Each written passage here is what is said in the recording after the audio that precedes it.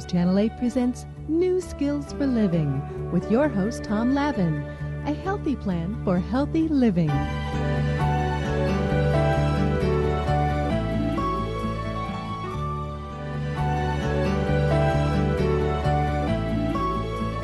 Skills for Living are so dedicated to healing and wholeness in our community.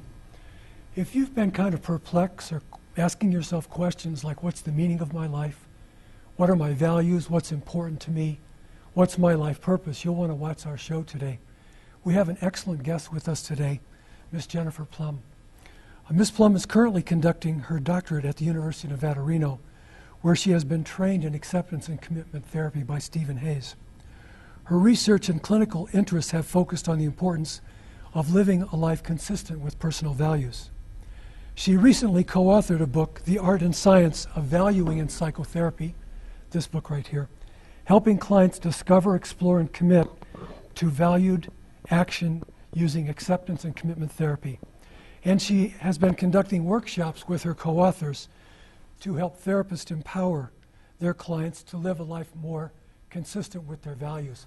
Jen, it's so good to see you and have you here with us today. Thanks, it's great to be here. All right. So this is a really important topic, the idea of meaning and purpose and values. And this idea of personal values from an ACT perspective, can you kind of explain to us what values mean from an ACT perspective? Absolutely. You know, the values piece of ACT was actually one of the things that drew me to this work originally.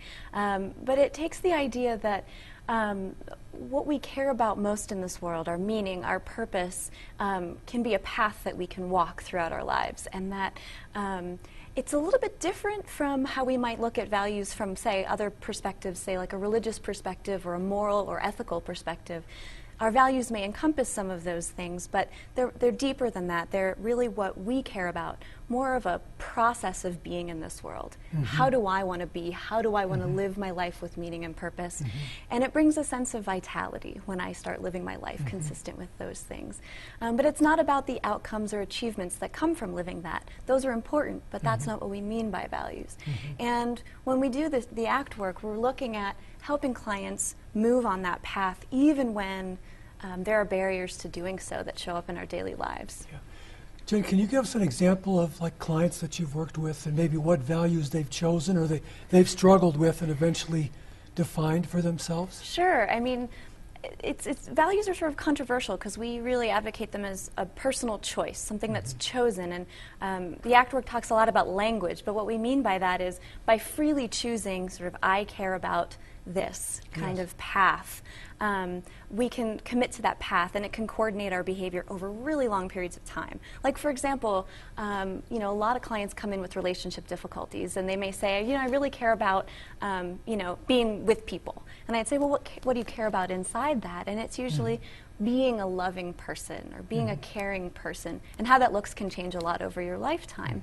And I can choose to be a loving person even when things are difficult. I can be a loving person even when talking about things that hurt me or aren't going well in my relationships. Okay. And one of the things that we had talked about earlier is maybe the role of pain. There is that cliche that pain is a great teacher in our life. Is that something that you work with your clients, or maybe that they bring to you in therapy? Yeah, and I think, you know, within ACT there's sort of different kinds of pain, and some of the pain is around some of the barriers we'll talk about in a moment. But sometimes there's just that pure pain of sadness or loss that comes from not having something happen in our lives the way we would like. Maybe we tried out for a promotion at work and were turned down. Maybe we were really interested in being friends with someone or getting into a relationship with someone and that didn't work out. And a lot of times those painful experiences or that sense of sadness or loss or hurt can indicate to us that there's something really important inside what we care about there. Even though it might be painful, it can remind us that there's something there that we might care about. So I like that. So you kind of take the perspective about let's listen to the pain and see what it's telling you about what's really important in your life? Not to wallow in it, but just to kind of note it for what it might sort of have wisdom to teach you. Yeah. We have about 1 minute left in this segment. And so I was wondering, can you tell us a little bit more just about the how someone arrives at identifying their values? I think there's a lot of different ways that folks can do that. For some of us, it may be just as simple as looking at areas of your life that are working. You know, if you are in a committed relationship and that seems to be going well and there's certain things that work there, take a look at what you might care about in that. And a lot of times we find with our clients that sometimes the things we care about in the areas of our lives that are working are very similar to other areas of our lives. So if I care about being caring and contributing to my relationship, I might care about being caring and contributing at work or in other areas. So sometimes that can be an indicator of what matters to us, is just looking where it works. Sometimes just journaling and writing out what we care about for, you know, as long as we can. What do we care about? Why do I care about that? And what might that bring to my life in terms of a sense of meaning or purpose? Kind of waking up to a deeper part of ourselves that maybe we haven't looked at. And so that's some really good information. And right after this brief break, we're going to continue taking a look at these important questions with Jennifer Plumb. Hello and welcome back to New Skills for Living. We're talking with Jennifer Plumb, the co-author of this really great book, The Art and Science of Valuing in Psychotherapy. Jen, one of the things that I'd like to ask you is about why is it so difficult for us at times to live our lives consistent with our values? Yeah, and I think that really boils down to two sort of ways of looking at the barriers to living a valued, consistent life. One set of barriers I would call sort of inside the skin, our thoughts and our feelings that tend to get in the way, and another set I would call outside of the skin, sort of I don't have the money, I don't have a lot of time, I'm not in the right relationship, I'm not in the right place, those kinds of barriers that sort of exist out here. And the ones we work on a lot in psychotherapy, particularly in ACT, are those inside the skin. And those can be thoughts and feelings. So thoughts like, I'm not really sure how I can do this. What if it doesn't work out? I'm not really a person who can do that. Or sort of doubts or judgments that might show up, as well as sort of just feeling anxious. You know, a lot of the time, I always ask people this, you know, tell me a time when you've done something really important to you and you haven't been nervous beforehand. Nobody says that they're always calm right before doing something that really matters, right? Before your wedding day, you're probably really nervous. Before you give a presentation at work, you might be really sort of have some feelings of anxiety. But a lot of times those can be, those can kind of take over and make it hard for us to connect with that there's something of importance in what we're doing. I can also have rigid conceptualizations of myself as a particular person who can or can't do something. And there's just sort of lots of things that can come up inside our skin that can make it difficult and hard to notice what we care about. Are some of those things like, oh, someone that might believe I'll never be successful, Absolutely. I'm always a failure, I'm a loser, nobody likes me. So those are things that you kind of work through with your clients, and I guess those are barriers to actually discovering one's values? They can be, right? Because if you put something out there and say, I really care about this, I mean, just kind of watch the process that happens in your mind. Almost all of us have some kind of reaction to that. Well, maybe not, or if I care about that, why haven't I done that all along? Or it should be easier, or it should feel better. So, so we have all sorts of judgments that show up when we start to say we care about things. It can be risky to put those things out there. And I would even argue that in the barriers that sort of exist outside the skin, a lot of times there are internal barriers there too. Like maybe the barrier to being in a different location or having a different job or seeking a different relationship comes from those doubts or fears that might show up too. So there's sort of both of those pieces. And so using that example of maybe moving into another career or another job, there might be conflicting values, where someone, maybe security is an important value, but then also maybe someone aspiring to be the very best they can be, and that might include taking some risk. And so how do you kind of walk someone through that, Jen? That's a really tough question. I think one of the things I always ask folks is to really start to learn how to pay attention to the areas in which you feel vitality, and start to look at in your own life, are there ways that you can find vitality in what you're already doing? And that a lot of times when we say values, people think I have to change my job, I have to shoot for my biggest dream. And that may be possible, and it may not be given your life circumstances or another value you may have. I've worked with clients who are in jobs that they don't particularly enjoy, but they have children or, you know, a parent that they're taking care of at home, and for them that steady paycheck is really important to them to be able to have the kinds of relationships or be a parent or a caregiver. And so changing a job may not be something they could do right now, but maybe there are other ways they could live that same value of, say, community service or something else. Oh, I like so it that. doesn't have to be a big change, Yeah. but I think it's worth looking at those things. Yeah. Jen, I was wondering, in some psychotherapies, they might say that one of the obstacles is someone's fear or unwillingness to take personal responsibility for their lives. Is that part of ACT, and can you address that as well? Yeah, I think when we start to look back at our patterns, what we can do is start to beat ourselves up over what we've done in the past rather than learn from it and take steps in the direction. And that's something I work on with clients a lot, is say, all this happened back here. What can you learn from it so that we can go forward now? Because we can't change what happened then. We can only learn and see what our path is and see if we can keep walking on that path. So there's kind of a strong future orientation, would you say, or? I would say present moment orientation. Present moment. With the looking towards the future, looking towards larger patterns over time. But not missing the present moment in this. Yeah, absolutely. Okay, great. Absolutely. All right. Well, again, another really nice segment, and after this brief break, we're going to continue to talk with Jennifer Plumb about this really important topic.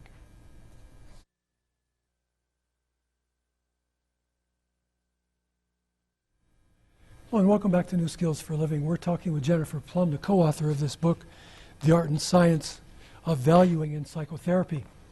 And Jen, in the last segment, you were talking about like internal barriers and external barriers.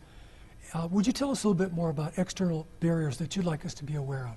Yeah, and I think one of the things that can be hard about finding a valued path and leading a value-directed life is that we can have this idea that, well, since I know what I care about, it should all just sort of come together. I've worked really hard, I've taken the classes, I've practiced, and now everything should work out well and it should go smoothly.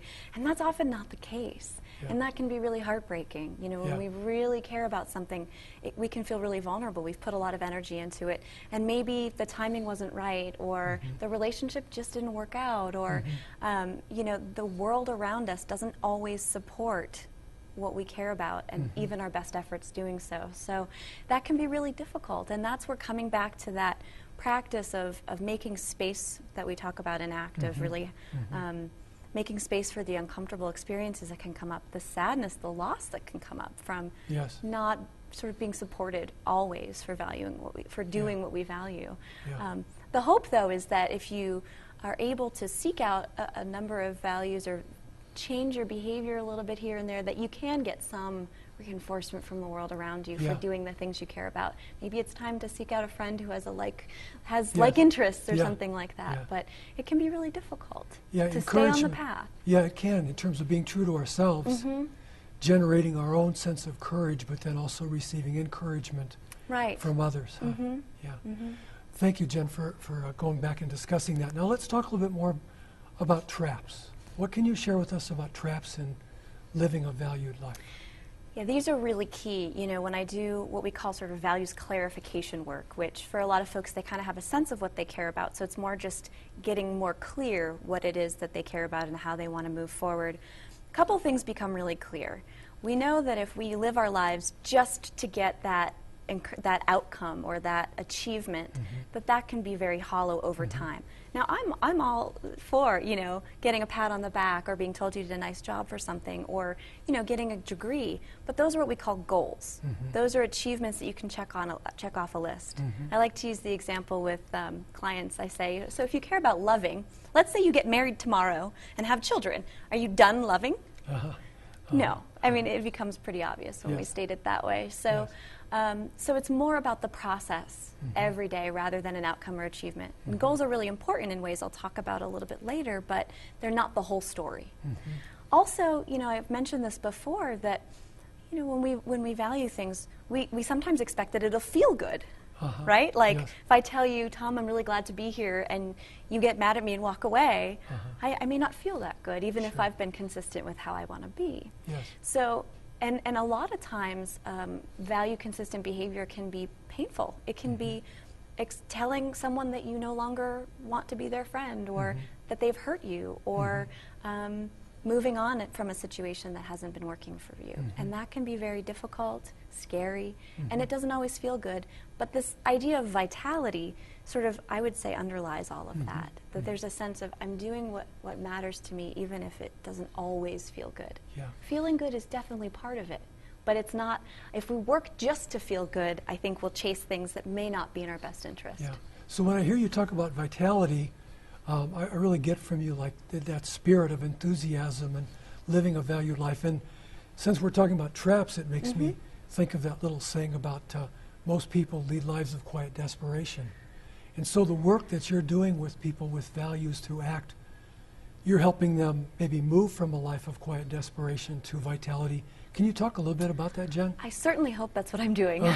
I really think that we are not very good at paying attention in our lives to what matters to us. And sometimes you just need a chance to think about, what do I care about? What do I want to be here on this planet for? If I were to die tomorrow, it's a little bit morbid, but if I were to die tomorrow, what do I want to be remembered for? And I doubt that most people would say, I want on my tombstone things like, I looked good all the time at work, and I made a lot of money, and I overcame my anxiety, but I didn't do anything else. You know, you know, that it's not just about changing the symptoms of a problem you might have in your life, or looking good, or doing the right thing. I think there's a sense of, if I were to say, what do you want people to remember you for?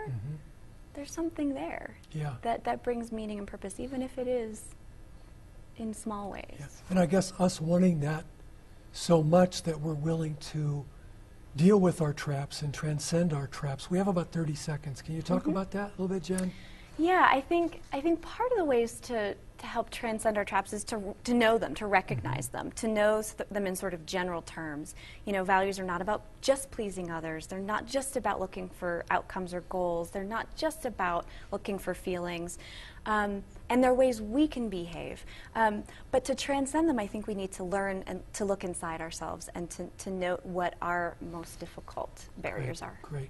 Great, Jen. We'll see you right after this brief break for another 4-minute conversation with Jen Plumb.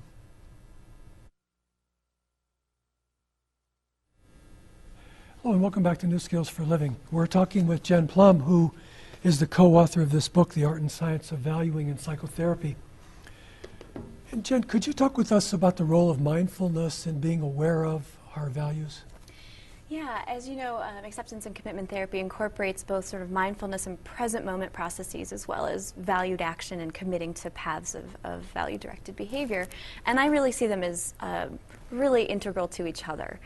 So I think one of the things that's hard for us is that we're really bad sometimes at paying attention to what's happening inside of our skin from a place of just observing those experiences. And we're also sometimes we can get so caught up in some of those experiences inside of our minds, like our thought processes, or a particular feeling that's really uncomfortable or distressing, that we can miss out on opportunities for enjoying the moment that we're living. I use this example a lot. I think I first heard this particular idea from Robin Walser, who also is another therapist I look up to. And to me, it's like if you're walking in the woods and you're taking a hike and you're enjoying the day, and then all of a sudden, you know, a bunch of mosquitoes start to show up, and after a few miles, you're starting to notice a blister on your foot.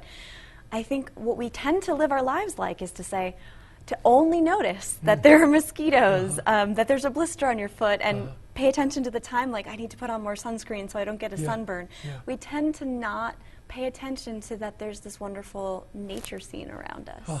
And I think that mindfulness skills can help us practice when we're getting caught up in those unhelpful processes of judgment and paying attention to certain sensations, and help us reorient to what we might be able to connect to around us that matter to us. I could be upset at my partner at dinner time that he didn't thank me for, you know, making a nice dinner. And if I'm just thinking about that, I might miss out on opportunities to talk to him about his day or to share something in my day and to really connect. And so I think mindfulness can be really important. It can also orient us to learning about our passengers. And I use this term, you know, if your life was, a bus driving on your valued direction of your road, who are the passengers that tend to show up and tell you you can't or you shouldn't or you should go over here because it's safer? And mindfulness practice can really help you learn who your passengers are and what they're likely to say to you, and in what ways they're likely to ask you to pull your bus over here, and help you choose to come back onto your valued path, no matter how far you've moved from it. Oh, I like that. That's great. People are probably watching right now, and they're wondering about resources. Yeah. And we have about 2 minutes left in this segment, Jen. So could you talk with us about resources? Well, I think we're still in this book was written primarily for therapists working with clients, but I think there are a lot of resources in it that can be really helpful for just anyone who's looking at this. Another great resource is the contextualpsychology.org website, which hopefully we can get up here on the screen here. And by visiting that website and clicking on Act for the Public, there are a lot of resources that the ACT community recommends for folks who are interested in this work. A lot of the self-help books, the Steve Hayes book, Get Out of Your Mind and Into Your Life, has some great values exercises. The Happiness Trap by Russ Harris, several others that are available to people maybe who have particular problems like anxiety or depression. There's a lot of values activities in there that can be really helpful, as well as mindfulness activities and practices and homework assignments. Personally, I would say, find something that works for you. Writing down your values, keep a diary. There's a great instrument that we'll have up on the contextual psychology website on the Act for the Public side that you can just write down like a little bullseye, draw a bunch of circles, and say like the center means I lived today exactly as I'd want to live it, consistent with my values today. The way outside means I was way off. And that's just to orient you to what you can do tomorrow. How I can live more in this direction tomorrow. Pick something, stick to it, commit. Tell other people that you're committing to it so that you can have someone who's you're accountable to. Well, Jen, thank you so much for coming and sharing your wisdom and your experience with us today. It was so nice to have Jennifer Plumb here. We hope that you'll join us again next month, where we continue to take a look at important aspects of your life and support of you in having a good life. Take good care of yourself.